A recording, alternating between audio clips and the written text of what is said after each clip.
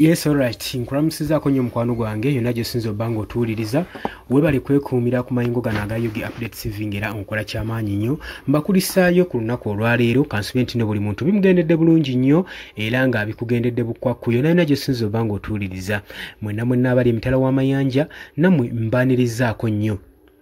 Olunaku olwaleero Paaliyamenti w'egganga Uganda webadde ino okutuula okulaba nga bamaliriza ensonga ye amendment bill egenda okukolebwa ya UPDF. Mukwano gwange tukimanyi bulungi nnyo etteeka lino libaagala okuyisa mu Paaliyamenti eriwa omwaganya military courts okulaba nga ziwozesa ba civilian mu kooti z'amagye. Etteeka lino libaagala okuyisa wabula wetujjukirako emabega etteeka lino we lyayisibwa we lyaleetebwa Mwami Yoweri Kaguta Museveni, Supreme Court enkulu yavaayo n'ewakanya etteeka lino era n'eriwakanyiza ddala era n'ewa bannayuganda essuubi nti esaze okusalawo ba civilian tebagala kuddamu kukozesebwa mu military courts. Jjukira nti nno military court oba amagye gabadde gagufudde mugano ensangi zino okubanga bagenda maaso n'okubanga bawamba bannansi y'eggwanga Uganda naddala abo abali ku ludda oluvuganya gavumenti abatalina musango ne babapaatikako emisango ne babateekako emisango gy'okubanga badde balina ebyokulwanyisa oba ebimu ku equipments ezifaananwako ez'amagye gwe mukwano gwange olwo nno basobole okufuna oluwenda okusobola okulaba nga bawozesa mu kooti ey'amagye. Olw'ensonga nti nno wenkugambye nti nno gavumenti yali egufudde mugano okulaba nga ekozesa amagye oba military court okukangavula oba okukwata abo bonna n'okubuzaawo abo beeyagala okubuzaawo abo abali ku ludda oluvuganya gavumenti nga bagenda ne bakwata ne bakusiga ne baplanting bakiyita planting ebyokulwanyisa yonna gye bakwatidde oba mu makaago oba ku mulimu gwo mu woofiisi yo ne basobola okubanga bakulumika omusango gwe baba baagala okukuteekako olwo basobole okuwozesa mu military court nga mpawo akwegamba akubana ku mukono.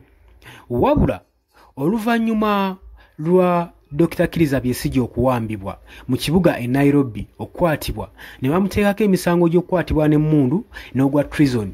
Wabula omusango ogwo mu kugenda mu maaso nga guwozesebwa tujjukira bulungi nnyo Dr. Kizza Besigye yali awozesebwa mu kooti mu martial court military court wano e Makindye era yali amulunguddeyo akaseera akawera. Twalabako Supreme Court ng'evaayo ng'ewakanya ekikolwa ekikolebwa kooti y'amagye oba gavumenti okukwata ba civilian okubawozesa mu kooti z'amagye. Newankubadde kino kyayisibwa Mwami Yoweri Kaguta Museveni tekyamuyisa bulungi. Twalabayo ng'avaayo ng'akangavula ku ddoboozi kwegamba ng'alaba kimuyisiza bubi okulaba nga Supreme Court evuddeyo okubanga eyisa etteeka lino ng'eriwera.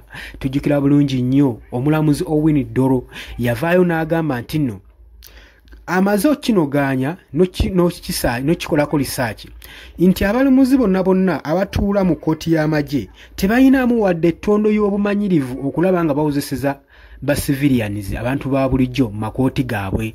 Era naye agamba nti nno Supreme Court ng'egamba ba civilians basaanidde okuba nga bawozesebwa mu kooti ezirina obumanyirivu mu kukozesa ba civilian wabula kooti z'amagye tebalinayo wadde ettondo ly'obumanyirivu okusobola okulaba nga bawozesa abantu ba bulijjo.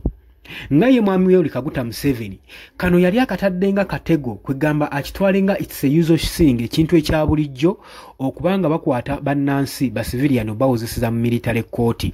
Lwaki yali akikola watyo? Yali ayagala nga yina target kino bakikola nga balina target z'abantu bebatagetinze naddala abali ku ludda oluvuganya gavumenti okusobola okulaba nga babakwata bababuzaawo nga babatwala mu military court nga gye babawozesa kubanga bwe baba balina amaanyi n'obwenkanya okusobola okulaba ng'omuntu oyo bamusibira ddala bamukwatira ddala paka ku bbanga lye baba baagala. Era walaba kino nga tekyabasanyulamu wadde n'omulundi n'ogumu n'akatono oluvannyuma lwa Owini Dolo okugamba nti etteeka erigenda okubanga liwozesa ba civilian mu military court aliweze era terigenda kukola kubanga lisaaki ze bakoze bano balaakinga experience mu kukozesa ba civilians. naye olunaku olw'eggulu twalabye nga parliament etuulo esalewo oba etteeka lino linaayitibwa oba terigenda kuyisibwa eryokubanga buli munnansi kya bulijjo okubanga atwaliwo military court okuwozesebwa. Njukira nti nno bino bizzeewo mu kaseera ng'akalulu ka 2026 kanaatera okwengera kasemberedde era kati gavumenti eyina kyebala mu nsonga eno. Jjukira nti nno ennaku zino okuwamba abantu kufuuse okuwamba abantu naddala abali ku ludda oluvuganya gavumenti abali ku opposition.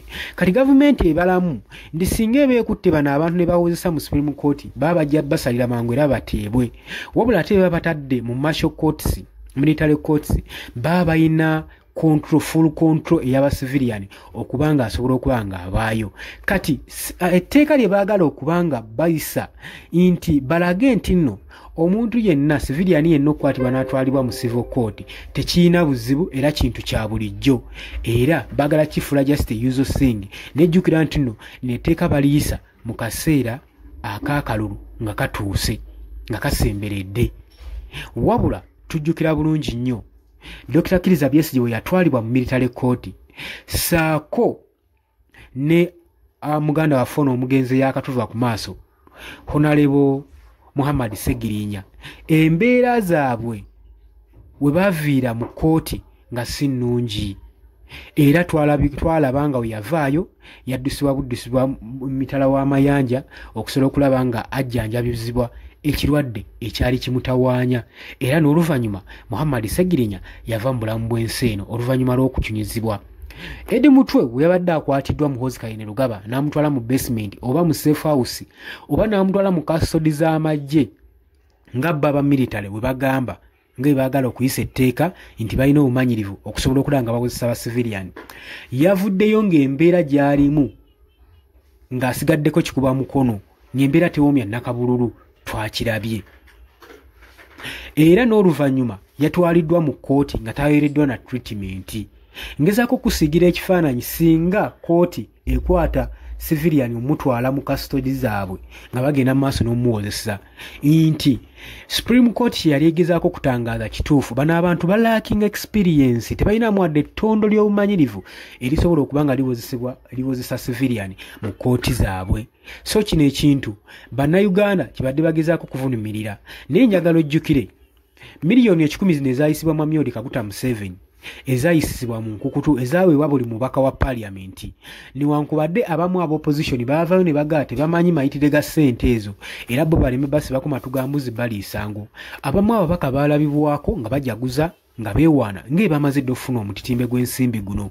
Njagala okujjukiza nti bigambibwa mbu ssente ezo ezaweebwa obukadde 10,000 bwali bwakubagulirira kyalinga kyogi mu miro okusobola okulaba nga ababaka ba parliament bayisa etteeka lino erya UPDF Act Amendment Bill eno esobole okuba nga eyisibwa ba civilian basobole okuba nga bawozesebwa mu military court. Sigwe mukwano gwange ali yampuliriza kati kino obadde tokimanyi kitegeeza ki birungi si birungi singa etteeka lino limala neyisibwa ebiddirira byonna kuba kutte gavumenti ebeetandisa okupointinga ku key figures naddala abali ku ludda oluvuganya gavumenti bebeeyagala okukwata n'okuggalira.